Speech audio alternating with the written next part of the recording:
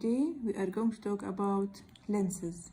Last time we talked about flat mirror, how we can form an image in a flat mirror, and how this image is virtual, upright, and left to right inverted. In lenses, we have two types of lenses. We have the converging lens and the diverging lens. Why do we call them converging and diverging? Converging and diverging in form of light rays. Converging lens actually collect the rays in a point. Diverging lens will do the opposite. Today we will talk about this one, converging lens with a fat center, as you can see. Now let's take some terminology. This is the lens, and this is the lens axis. It is the lens axis.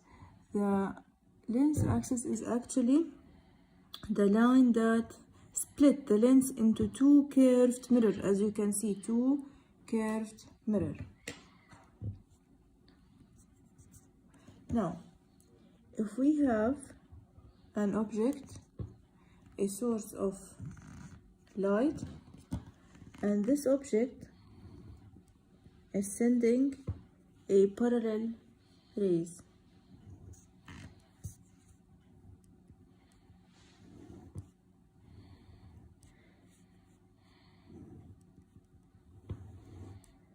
these rays will be converging.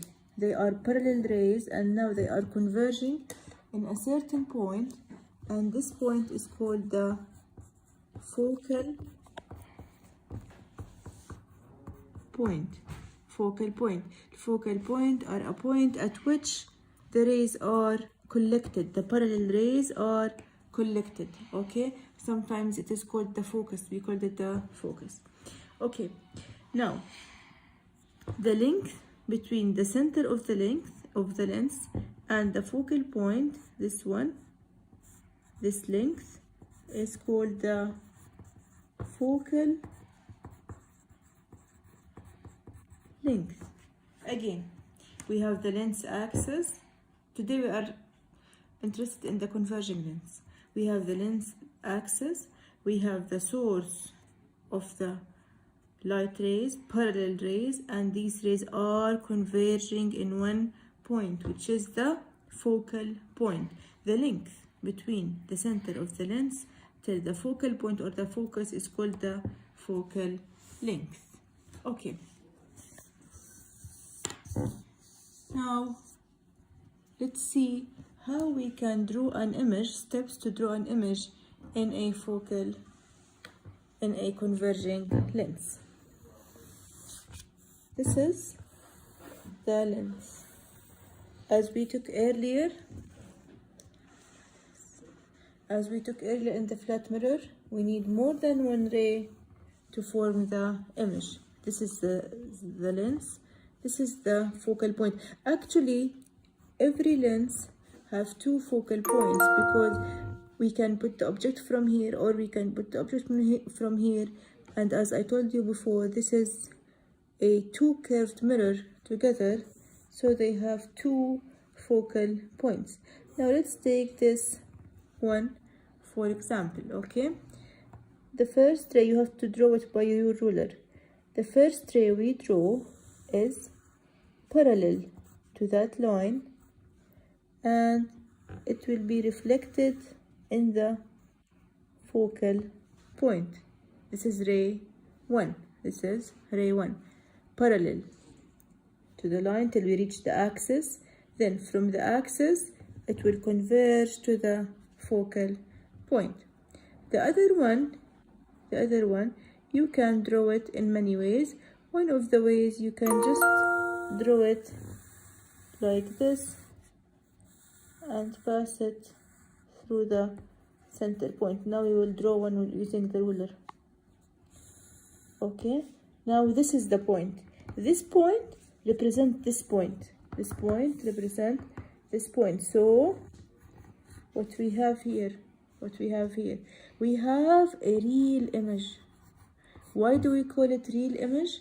Because it is formed by the collection of the reflected ray, not their extension as we used to take in a flat mirror, and it is inverted. This one become here, we saw it here, so it is real, it is inverted, and as you can see it is magnified. Now these actually characteristics will change. This one will change according to the position of the source of light related to the focal point. We will talk about it tomorrow, but it is always inverted and real if we are